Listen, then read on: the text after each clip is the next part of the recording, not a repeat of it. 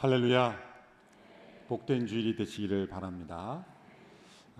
아쉬운 그러나 또한 한편으로는 기쁜 소식입니다. 우리 강동 온누리교회를 담당하시던 최원준 목사님께서 안양제일교회 담임 목사로 청빙을 받으셔서 이제 부임하시게 되었습니다. 엄청난 경쟁률을 뚫고 1등으로 당선이 되시고 하나님께서 허락하셔서 역사와 전통으로 한국교회를 잘 섬기고 아주 신실한 훌륭한 교회의 담임 목사로 부임을 하게 된 것은 하나님의 은혜요, 또한 온누리교회 축복이라고 생각합니다. 이제 성도님들께 인사드리도록 하겠습니다.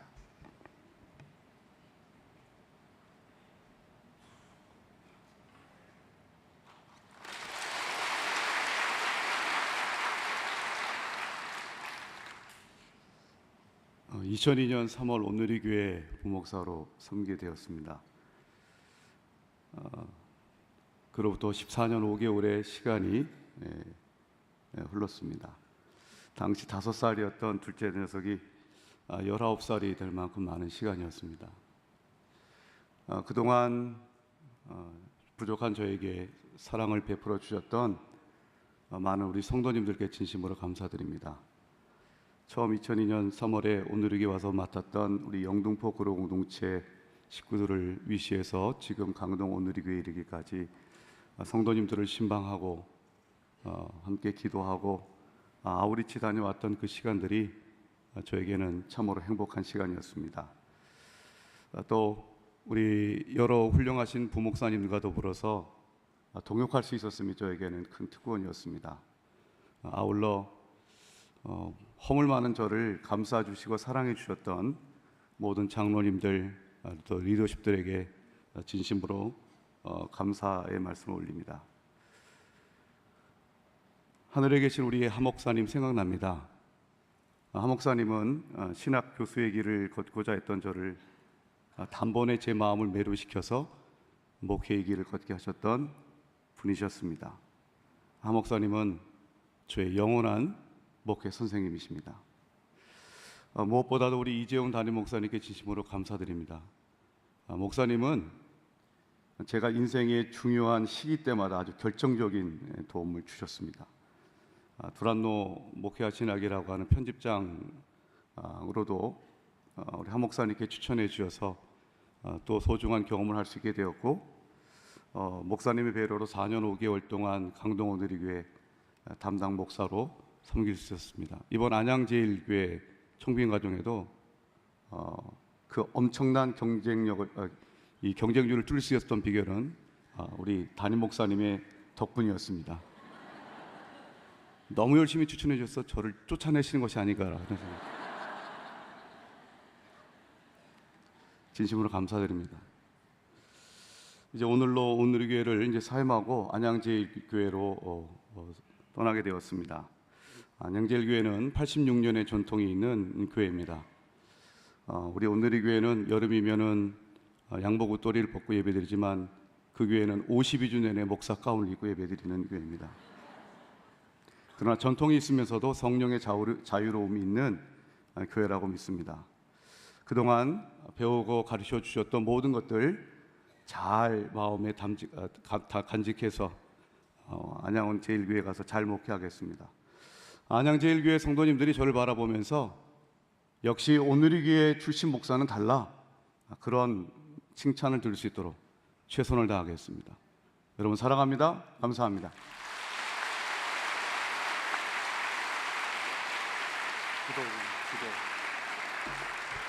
우리 함께 기도하겠습니다. 좀 눈물을 흘릴 줄 알았는데 눈물을 안 흘리셔가지고 좀 섭섭하긴 합니다만, 같이 합심해서 함께 우리 최원준 목사님 네 분 가정을 통해서 안양제일교회뿐만이 아니라 한국교회의 새로운 영적인 또 부흥이 일어날 수 있도록 귀한 종을 사용해 주십시오. 함께 합심하여 기도하고, 또 안양제일교회도 또 더욱더 부흥 발전하는 복된 아름다운 교회 되게 하여 주옵소서. 합심하여 함께 기도하겠습니다. 하나님 아버지, 귀한 목사님을 또 온누리교회를 통해 지금까지 훈련하시고 사역해 하시다가 안양제일교회로 또 담임 목사로 불러주셨습니다. 귀한 교회, 또 주님께 귀하게 쓰임받는 교회 지도자로 부름을 받았으니 성령으로 충만케 하시고 성도들을 잘 이끌 뿐만 아니라 영적인 비전과 성령의 능력과 말씀의 능력으로 겸손과 온유와 섬김으로 영적 지도력으로 리더십으로 성도들을 잘 이끌며 뿐만 아니라 잃어버린 영혼을 구원하며 온 열방에 주의 복음이 증거되는 일에 쓰임받을 수 있도록 귀한 교육자를 사용하여 주시기를 원합니다. 하나됨을 허락하여 주시고 성령의 능력과 역사를 허락하여 주시고 귀한 종을 통해 아름다운 역사가 나타나게 하시고 안양제일교회를 축복하시고 모든 성도들이 하나 되어 주의 복음 증거에 온전히 쓰임받고 지역사회를 변화시키는 아름다운 교회로 축복하여 주시기를 간절히 원하며 우리 한국교회를 다시금 일으키는데 귀하게 쓰임받게 하여 주시옵소서. 하나님 아버지, 최원준 목사님을 또 온누리교회 그동안 사역해 하시다가 새로운 또 사역지로 비전을 향하여 나가게 하신 것을 감사합니다. 지난 86년 동안 하나님께 사용하셨던 안양제일교회 새로운 지도자로 불러주셨으니 잘 감당할 수 있는 능력과 은혜와 겸손과 온유와 성령의 충만함을 허락하여 주시옵소서. 우리 목사님의 영적 지도력으로 또 말씀과 섬김을 통해서 교회가 더욱 발전할 뿐만 아니라 성숙하게 하시고 또한 한국교회의 새로운 희망이 되는 교회로 발전할 수 있도록 축복하여 주옵소서. 또 온 성도들 마음을 같이하여 또 주님이 기뻐하시는 교회, 사도행전적 교회를 보여줄 수 있는 귀한 교회 될 수 있도록 역사하여 주시옵소서. 예수님의 이름으로 기도합나이다. 아멘. 큰 박수로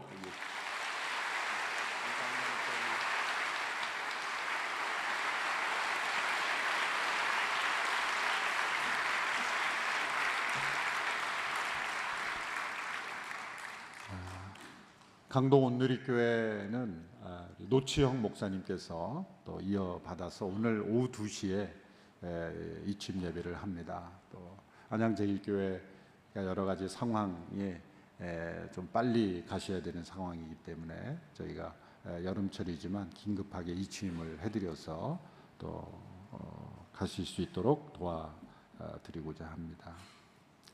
돌아오는 8월 2일은 우리 한 목사님 5주기 추모 예배가 있습니다.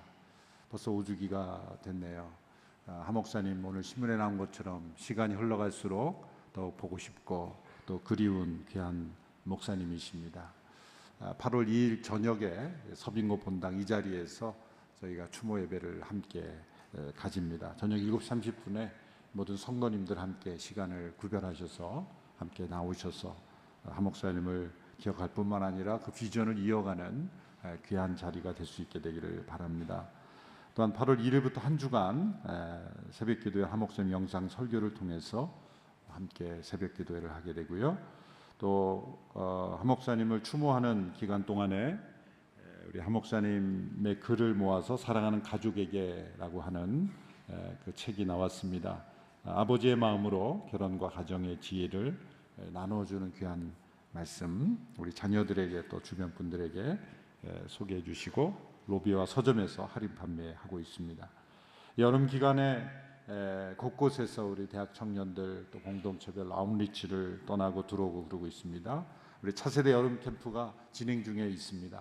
안전에 지장 없도록 우리 어린 자녀들이 여름 캠프를 통해서 또 하나님을 깊이 체험할 수 있도록 기도해 주시기를 바랍니다.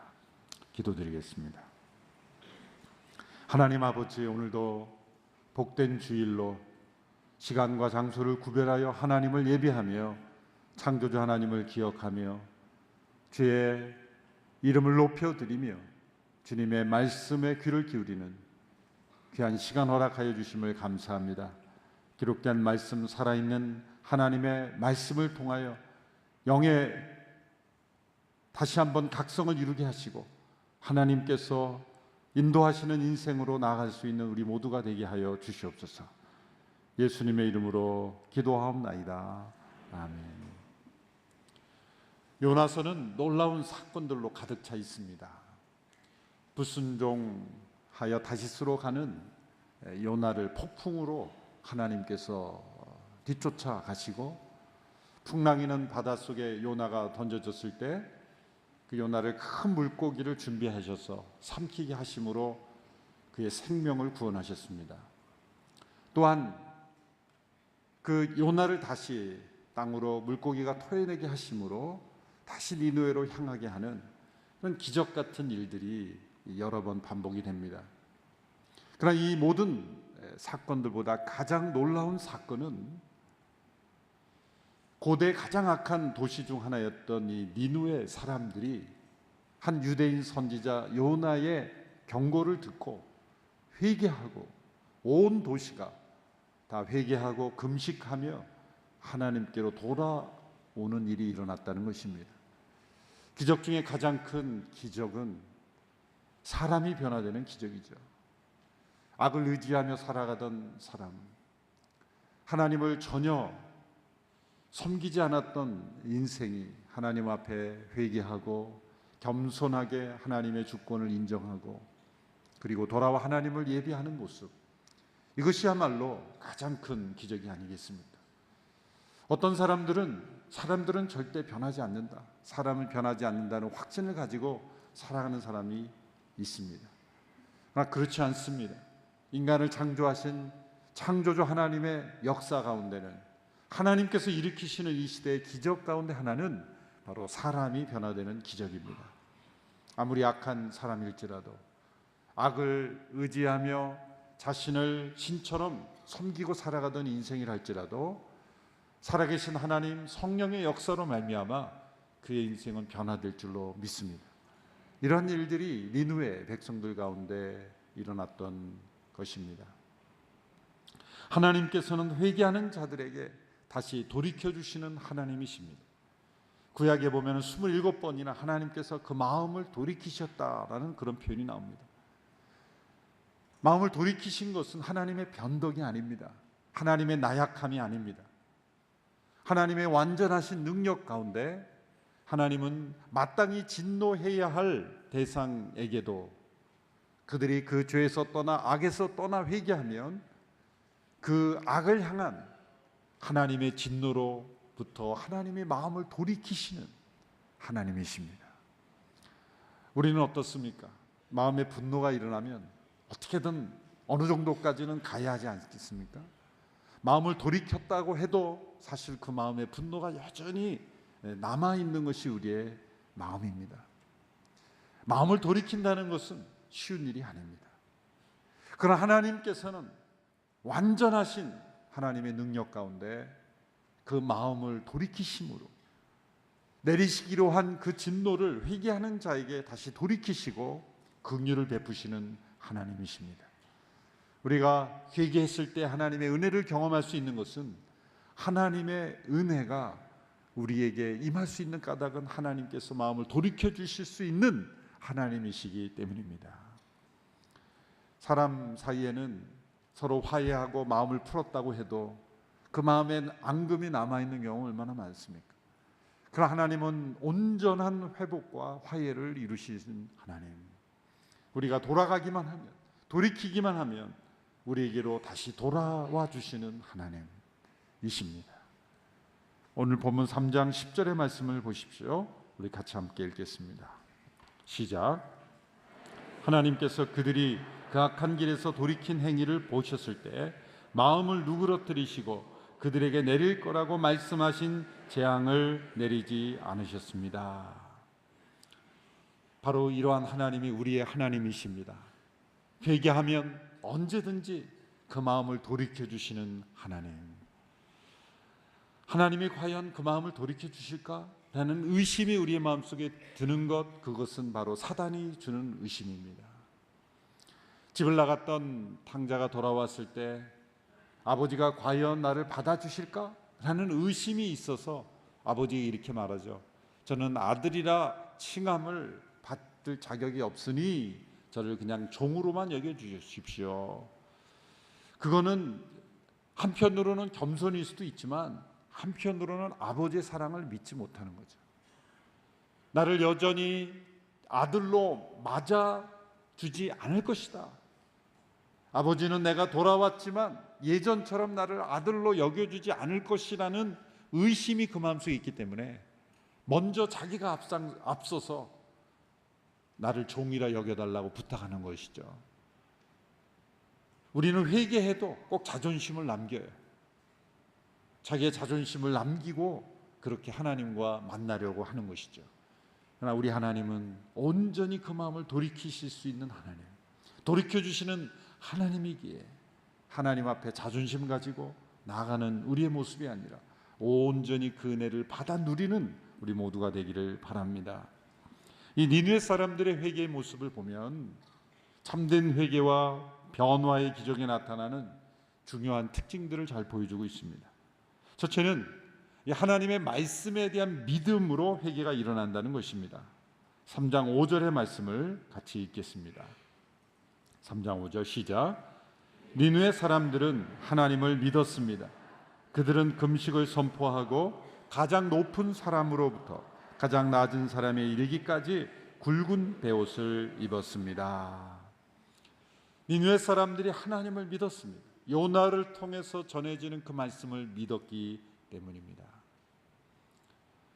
토마스 왓슨이라는 청교도는 사람이 하늘나라로 날아가는 데 있어서는 두 가지 날개가 필요하다. 하나는 믿음이요 또 하나는 회개다라고 말했습니다. 이 믿음과 회개는 항상 동시적으로 일어납니다. 우리가 하나님의 말씀을 믿었다라고 할 때는 반드시 회개가 그 안에 일어나야 되는 것이죠. 회개 없이 하나님의 말씀을 믿을 수 없습니다. 또 믿어야만 회개가 일어나는 것이죠. 그래서 많은 사람들이 이 믿음과 회개가 어느 것이 먼저냐라는 논쟁이 많습니다. 어떤 사람은 회개가 있어야 믿음이 온다라고 말하기도 합니다. 그러나 어느 것이 먼저냐라고 우리는 논리적으로 말하는 것이 중요한 것이 아닙니다. 우리가 하나님의 말씀에 믿음으로 반응할 때 그것은 곧 우리가 하나님의 말씀을 믿는다라고 할 때는 우리의 삶의 길, 나의 생각, 나의 의지, 나의 죄로부터 떠나 하나님께로 돌아가는 회개의 역사라는 의미죠. 내가 하나님의 말씀을 믿었다라는 것은 곧 나의 삶을 회개의 역사가 일어났다라고 같이 생각을 해야 하는 차원인 것입니다. 오늘 말씀에 보면 간단하게 하나님의 말씀을 믿어서 회개했다 이렇게 표현했지만 이 말씀 속에는 회개에 있어야 될 중요한 요소들을 갖추었다는 것입니다. 회개는 이 5가지 요소가 꼭 들어있어야 합니다. 첫째는 죄를 발견하는 것으로부터 시작합니다. 하나님께서 태초에 제일 먼저 창조하신 것이 빛이듯이 하나님의 새 창조의 역사에는 언제나 빛이 비춰집니다. 빛이 비춰지면 나의 허물, 죄가 발견되는 거예요. 두 번째로 그 발견된 죄를 슬퍼하는 것입니다. 슬퍼하는 것입니다. 이 슬픔이 없는 회개는 마치 산모가 그 고통 없이 자녀를 낳으려는 것 같다라는 말이 있습니다. 죄를 슬퍼하는 것입니다. 그런데 회개에 동반된 슬픔은 2가지 종류가 있죠. 자신이 받을 형벌을 두려워서 슬퍼하는 것이 있고, 그리고 하나님 앞에서 슬퍼하는 것이 있습니다. 진정한 회개는 받을 형벌이 두려워서 슬퍼하는 것에 그치는 것이 아니라 내가 하나님 앞에 어긋난 삶을 살고 있다는 것 자체를 슬퍼하는 것, 하나님의 마음을 아프게 했다는 것 자체를 슬퍼하는 것, 죄 자체를 미워하며 내가 죄 가운데 있었다는 것을 슬퍼하는 것이 진정한 회개입니다. 죄를 발견하고 죄를 슬퍼하는 것입니다. 세 번째는 죄를 자백하는 것이죠. 이 자백이라는 말 그 자체는 함께 동의한다, 인정한다, 함께 말한다라는 의미죠. 그래서 confession이라고 그러죠. 함께 말하는 겁니다. 누구와 함께 말합니까? 우리의 양심을 깨우쳐 주시는 성령님의 지적과 성령님의 말씀, 하나님의 이 말씀에 동의하는 겁니다. 하나님 그렇습니다. 저는 죄인입니다. 하나님 그렇습니다. 저는 제 안에 이 욕망이 있습니다. 하나님 그렇습니다. 저는 욕심으로 가득 차 있습니다. 하나님 그렇습니다. 저는 지금 나를 자랑하고 있습니다. 그렇게 성령님께서 깨닫게 하시는 것을 함께 동의하고 고백하는 것, 그것이 바로 세 번째 단계입니다. 네 번째는 그 죄에서 돌이키는 것이죠. 돌이키는 것입니다. 리차드 백스터라는 청교도는 죄에 대해서 이렇게 말했습니다. 당신이 오래 더 지체하면 지체할수록 죄의 뿌리는 더 굵어지고 더 깊어집니다. 가지를 꺾을 수 없다면 그 가지가 나무가 되었을 때는 어떻게 꺾을 수 있겠습니까? 죄에서 돌이키는 것입니다. 회개의 마지막 단계는 죄에서 떠나 하나님께로 가는 것입니다. 죄에서 떠나는 것은 회개의 절반입니다. 회개의 나머지 절반은 하나님께 전심으로 나아가는 것입니다. 이렇게 말씀에 대한 믿음으로 회개하고 또 회개는 하나님께로 다시 돌아가 믿음을 강하게 해주는 이 사이클이 이루어지는 거예요. 말씀을 믿을 때 회개가 일어나고 그 회개를 통해서 하나님의 말씀이 더 깊이 믿어지고 이렇게 믿음과 회개는 서로 사이클을 형성하게 되는 것이죠. 니느웨 백성들이 하나님의 말씀을 믿게 된 건 성령의 역사죠. 그들 가운데 그들이 회개했기 때문에 믿음이 왔다고 말할 수 있지만 그들 가운데 말씀에 대한 믿음이 찾아왔기 때문에 회개가 일어난 거예요. 이런 역사가 바로 참된 이 회개의 역사에 일어나는 거예요. 우리가 하나님의 말씀에 대한 어떤 태도를 가지고 있는가가 우리의 삶의 변화를 결정짓는 거죠. 내 안에 회개가 일어나지 않는 것은 하나님의 말씀에 대한 믿음의 태도가 문제가 있는 것이죠. 두 번째, 이 진정한 회개의 역사는 그 말씀을 전하는 사람 혹은 사역자의 순종보다도 하나님의 말씀 자체가 더 큰 능력이 있다는 것을 보여줍니다. 3장 3절에 보면 요나가 이제 순종해서 니느웨로 가죠. 3절의 말씀을 같이 한번 읽어보겠습니다. 3절 시작. 요나는 여호와의 말씀에 순종해 니느웨로 갔습니다. 그때 니느웨는 통과하는 데만 걸어서 3일이 걸리는 아주 큰 성읍이었습니다.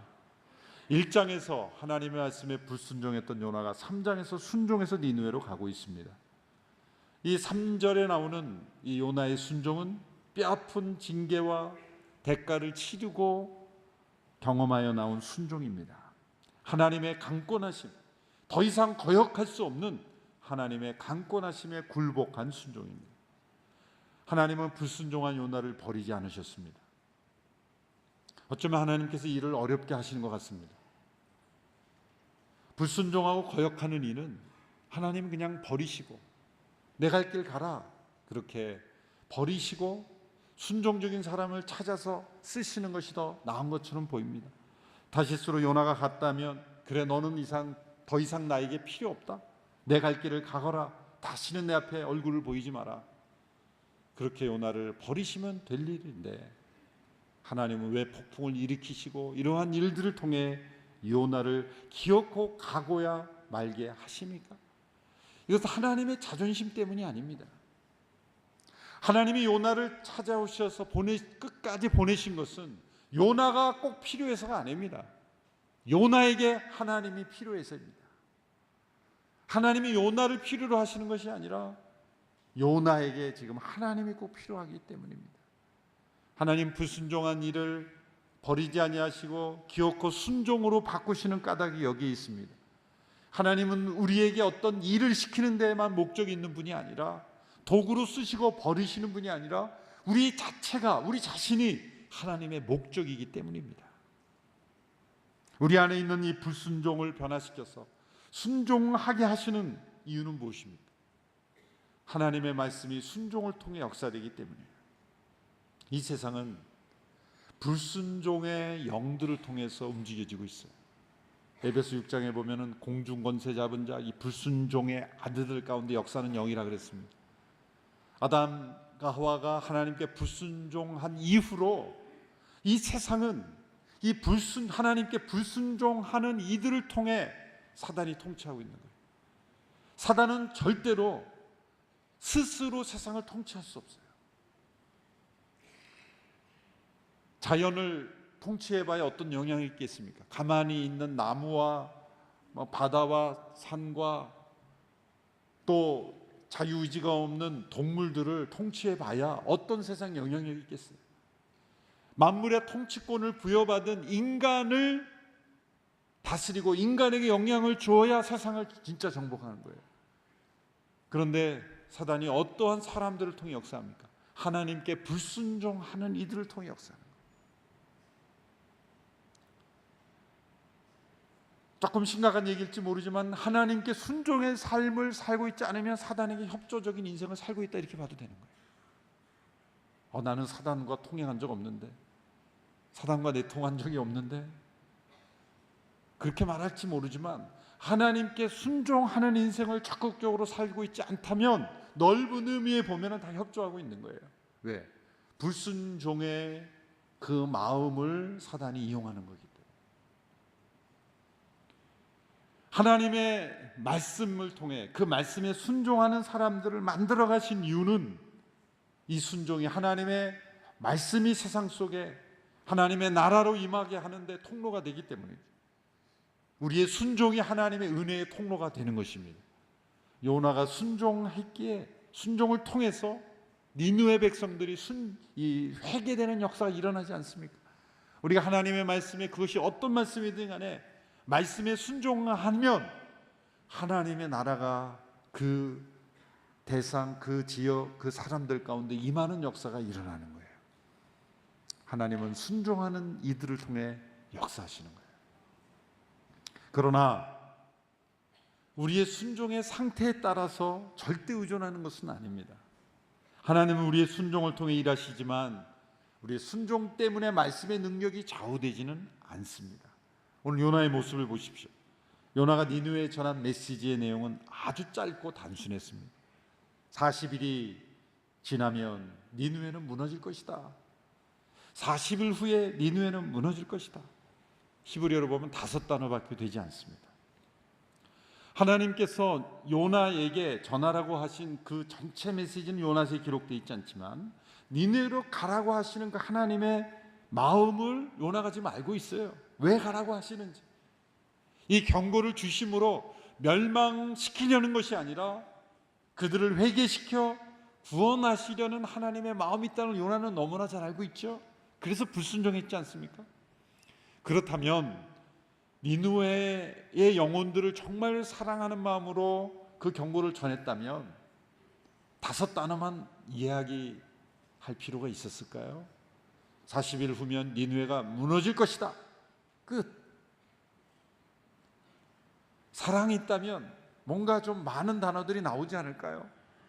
40일이 후면 니느웨가 무너질 것이지만 우리 하나님은 은혜로우시기에 당신들이 회개하고 돌아오면 하나님께서는 용서하실 것이다. 이 하나님의 용서와 사랑과 은혜에 대한 좀 뭔가 그 어떤 멘트들이 추가된다 그래서 하나님 말씀을 왜곡하는 것은 아니죠. 하나님의 그 마음을 전하는 것이죠. 근데 니느웨 메시지는 아주 간결하고 심플했어요. 40일 후면 니느웨가 무너질 것이다. 성경 말씀에 니느웨가 전한 그 말씀 그대로를 전했다면 니느웨가 전한 이 말씀은 틀린 말은 아니지만 하나님의 마음을 담아서 전하는 그 간절함은 부족했지 않았나 라는 것을 우리는 생각해 볼 수 있어요. 물론 요나 할아버지가 천국에서 네가 내 마음을 알아? 뭐 그렇게 항의할 수 있겠지만 4장에 보면 요나의 마음이 나오거든요. 사실 그렇게 해석할 수 있는 근거가 4장 때문에 그렇습니다. 4장 때문에 요나는 분노했고 불평했습니다. 니느웨가 회개하는 걸 원치 않았습니다. 그는 다시스로 가다가 바다에 던져지고 죽음의 위기 속에 하나님의 구원을 받고 회개하고 순종의 길을 가지만 또 순종이지만 그러나 마음으로부터 나오는 온전한 순종이라고 보기는 어렵죠. 또 하나의 근거가 뭐냐면 이 4절에 보면은 이 성읍이 산밀길, 관통하여 지나가는 데만 통과하는 데만 3일이 걸리는 그런 큰 성읍이라 그랬는데 요나가 가서 전한 것은 4절에 보면 요나는 성읍 안으로 들어간 첫날에 선포했습니다. 이 첫날에라는 단어로 첫 번째 날에라고 이렇게 우리말 번역을 했습니다만 개역 개정에서 하루 동안 다니며 그렇게 번역을 했어요. 양쪽 다 가능한 번역입니다. 영어 번역에도 보면은 하루 길의 여행을 다니며 이렇게 번역이 된 번역들도 많습니다. 그러니까 2가지 번역이 다 가능한데 그건 뭐냐면 40일이라는 시간이 주어져 있고 통과하는 데만 3일이 걸린다고 한다면 사실은 요나가 하루만이 아니라 매일매일 3일길이 걸리는 길을 40일이 걸린다면 얼마나 많이 돌아다녀야 되겠습니까? 그런데 하루 동안의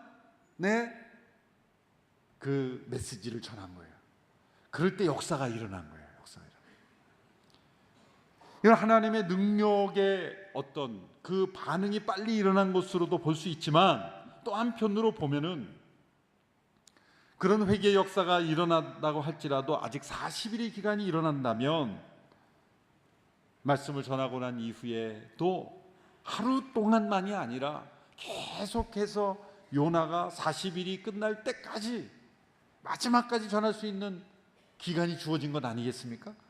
근데 요나는 하루 동안 전하고 이제 언덕에 올라가서 구경합니다. 사장에 보면 그 구경하는 게 뭡니까? 어떻게 되나 보려고. 그건 요나가 순종해서 갔긴 갔지만 전하는 데 있어서 그렇게 열심을 낸 것은 아니다. 그렇다고 해서 불순종이라고 말할 수는 없지만 하나님의 마음을 담은 온전한 순종이라고 보기는 어렵지 않아요. 그렇게 해석할 수가 있는 거예요. 이런 근거를 통해서 요나의 그 순종은 순종이지만 그 하나님의 마음이 완전히 담긴 순종은 아니다.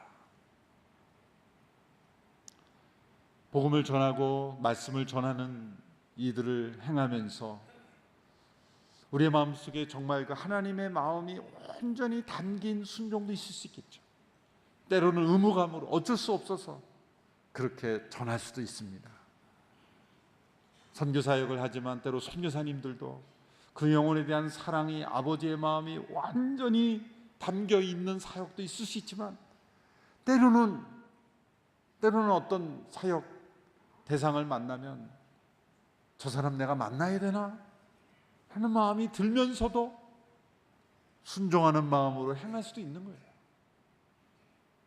어쩌면 우리의 마음속에 사랑이 가득한다 할지라도 하나님의 마음에 비하면 올바르지 못한 마음의 상태일 수도 있는 거예요.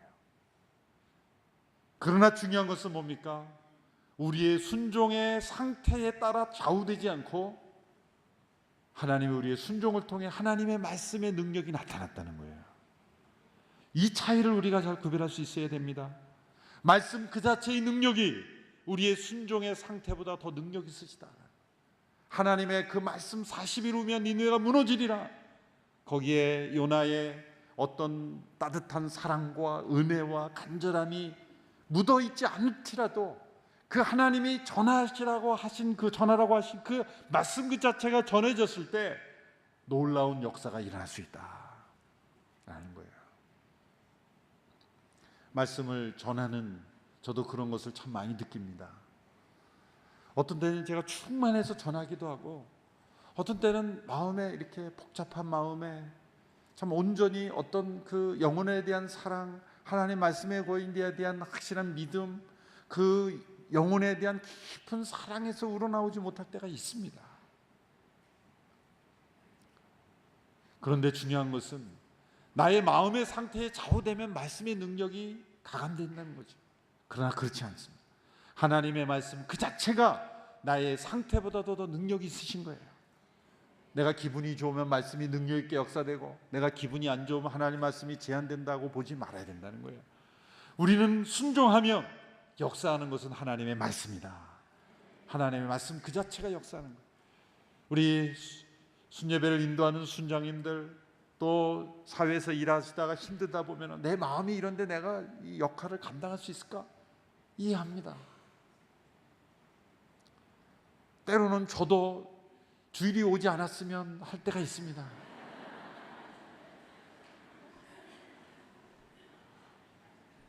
제가 이 이야기를 듣고 공감이 많이 됐어요. 어느 40대 후반의 중년 그 남성이 주일이 아침이 됐는데 교회를 안 나가겠다는 거예요. 그래서 어머니가 왜 주일인데 교회를 안 나가니 그랬더니 그 찬양팀에 보이는 어느 집사님 때문에 그 시험에 들어서 못 나가겠다는 거예요. 우리 찬양팀 말고요. 우리 시험 되지 말고 이야기 속에 나온 거니까. 사람 보지 말고 하나님 보고 가야지 사람 바라보고 교회 가는 거 아니다. 또 한 가지 왜 그러냐 했더니 그냥 재직해만 되면 서로 그냥 이래서 나 피곤해서 가기 싫다는 거예요. 하나님 예배가 중심이 되니까 예배는 드려야 되지 않겠니? 그리고 너가 꼭 교회를 가야 되는 세 번째 이유인데 내가 그래도 담임 목사인데 교회를 가야 되지 않겠냐? 담임 목사도 때로 이게 주일이 두려워질 때가 있어요. 정말 하나님을 깊이 예배하고 말씀을 전하는 그 충만함으로 나와서 설교해야 되잖아요. 때로는 그게 이렇게 안 될 때가 있어요. 토요일 저녁에 부부싸움을 했다. 이거 여지없이 능력이 없어지는 겁니다. 또 아내가 앉아있다. 그럼 말씀의 능력이 나와지가 않는 거예요. 말씀은 말만 잘해. 이렇게 될 수 있는 거예요. 여러 가지 우리의 인간적인 연약함 때문에 정말 그 하나님의 그 마음을 온전히 순종하지만 그 마음이 전해지지 않을 수 있어요. 그래서 요나의 마음이 이해가 될 수 있는 거예요. 니느웨까지 간 것만 해도 그건 참 순종이에요. 그걸 불순종이라고 말할 수는 없어요. 그러나 순종했어도 우리는 하나님의 마음까지 충만하게 이렇게 순종하지 못해요. 아마 요나는 지나가면서 그렇게 얘기하지 않았을까 싶어요. 순종해서 왔는데 니느웨 사람 얼굴 보니까 예상대로 마음에 막 분노가 일어나요. 그래서 지나가면서 말하는 거예요. 40일 후면 니느웨가 무너진답니다. 그랬더니 옆에 사람이 뭐라고 했더니 못 들었으면 말고 그러면서 이건 좀 심하게 제가 해석한 겁니다만 막 얘기하는 거예요. 40일이면 무너집니다. 그래서 뭐라고요? 그러면 못 들었으면 말고 못 들은 건 당신 책임이고 그러면서 이렇게 3일을 돌아야 되는데 그냥 지름길로 하루길을 그냥 지나가면서 딱 얘기하고 이제 언덕에 와서 딱 앉아 있는 거죠. 어쩌면 이렇게 형식적이고 의무감으로 어쩔 수 없어서 하는 그런 순종. 근데 중요한 것은 그러면 그렇게 했으면은 능력이 안 나타나야 되잖아요. 그런데 요나가 더 뒤집어진 거는 자기가 그렇게 했는데도 하나님 말씀이 역사된 거라고요. 지나가면서 한 말을 듣고 한 사람이 듣고 변화가 된 거예요. 하나님의 말씀 그 자체가 나의 순종의 상태보다도 능력이 있다라는 거죠. 하나님의 역사에는 언제나 이런 모습이 있습니다. 우리의 어떤 사역보다 내가 이렇게 사역했으니까 하나님 역사하신 거 교만입니다.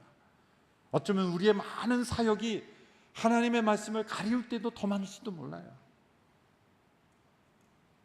하나님께서 하시는 일에 또 어떤 부분은 우리가 잘못해 놓은 것을 수습하는 일도 많아요. 그러나 우리의 어떤 사역의 상태, 활동, 내용보다도 더 중요한 것은 하나님의 말씀 그 자체의 능력인 거예요. 이것이 니느웨에서 나타나는 회개의 모습이에요. 세 번째로 이 참된 회개의 역사에는 이 하나님의 말씀이 어떤 사회 속에 있는 장벽도 다 무너뜨리며 변화시킨다는 거예요. 이 니느웨 사람들의 회개의 모습을 보면 왕이 먼저 듣고 명령해서 한 것이 아니에요. 뒷부분에는 왕이 이제 법령을 만들어서 전 지역에 선포해서 확장시키긴 합니다만 그 시작을 보시면 어떻게 되어 있습니까? 5절에 보시면 5절에 이렇게 되어 있습니다. 니느웨 사람들은 하나님을 믿었습니다. 그들은 금식을 선포하고 가장 높은 사람부터 가장 낮은 사람까지 굵은 베옷을 입었습니다. 누군지 알지 못합니다. 그냥 니느웨 사람들이라고 했습니다.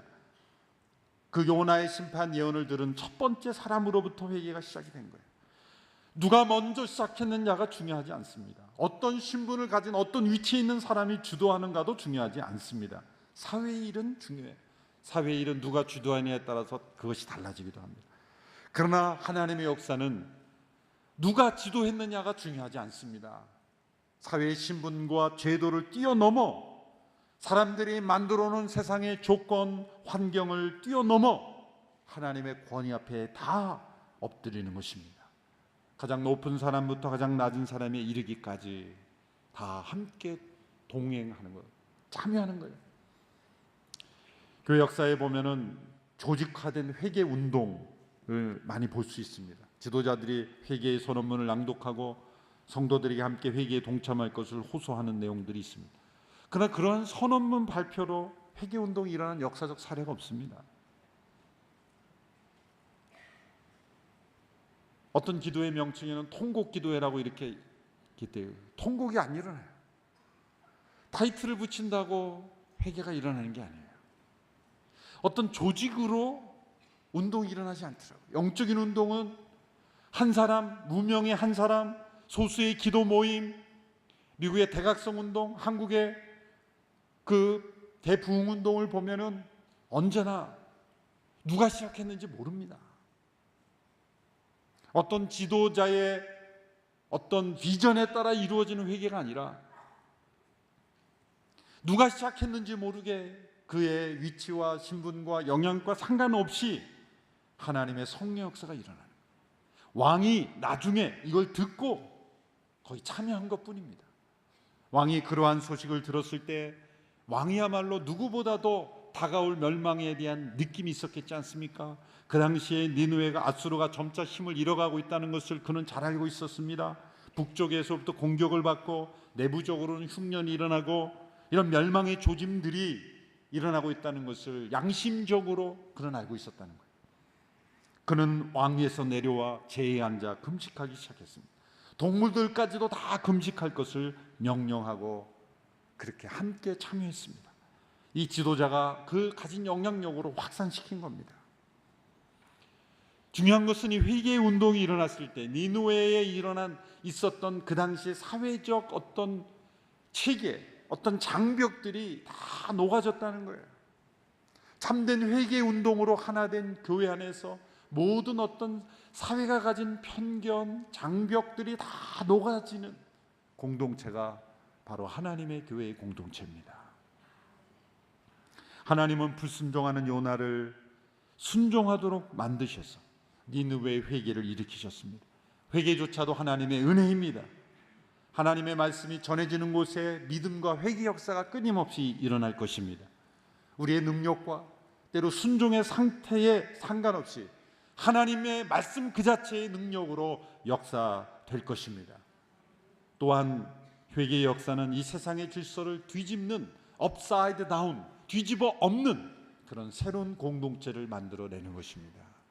세상의 악한 사회일수록 복잡합니다. 절차가 많고 사람마다 이 그레이드를 따지고 세상의 질서에 가득한 곳일수록 뭐가 복잡합니다.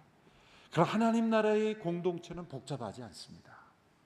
조직과 어떤 법규에 따라 또 그 사람과 사람을 구별하는 차별에 따라 움직여지지 않습니다. 왜? 모두가 다 하나님 앞에 회개한 사람들이기 때문에 모두가 마땅히 죽어야 할 백성 가운데 건짐을 받은 우리 모두가 십자가 앞에서 십자가를 중심으로 하나 된 사람들, 바로 그것이 천국의 모습입니다. 우리 모두가 다 이러한 진정한 회개의 공동체를 경험하는 오늘의 교회가 되기를 축원합니다. 기도하겠습니다. 이 시간 함께 기도할 때 하나님의 말씀을 온전히 믿고 회개하는 인생이 되기를 원합니다. 주여, 나의 순종, 나의 감정에 따라 하나님의 말씀을 제한하지 않게 하여 주시옵시고, 하나님의 말씀 앞에 이 세상이 가져다주는 어떤 편견과 차별과 그리고 신분 모든 것을 다 내려놓고 천국의 공동체를 경험할 수 있는 우리 모두가 되게 하여 주시옵소서. 우리 함께 합심하여 함께 기도하며 나아가겠습니다. 하나님 아버지, 니느웨의 놀라운 회개의 역사와 회복의 역사와 구원의 은혜를 베풀어 주신 것을 감사하며 오늘 이러한 역사를 우리에게도 허락하시는 하나님 감사합니다. 참된 믿음, 참된 회개로 하나님의 은혜를 경험하는 우리 모두가 되기를 원하며 주님이 이 땅 가운데 하나님의 역사를 온전히 증거하며 전달할 수 있는 우리 모두가 될 수 있도록 역사해 주시기를 원합니다. 주님, 우리의 상태로 하나님 말씀을 제한하지 않게 하시고 하나님의 말씀 그 능력으로 이 세상이 변화되는 우리 모두가 되기를 간절히 원합니다. 주님, 역사해 주시옵소서. 우리를 사용하여 주시옵소서. 하나님 말씀 앞에 날마다 회개하는 저희들이 되기를 원합니다. 그 말씀을 온전히 믿고 돌이키는 저희들이 되기를 원합니다. 하나님의 말씀의 권위가 우리의 삶 속에 살아있는 삶이 되기를 원하며 그 말씀을 전하는, 순종하는, 이 세상을 변화시키는 하나님의 사람들 다 되게 하여 주시옵소서. 예수님의 이름으로 기도합나이다. 아멘.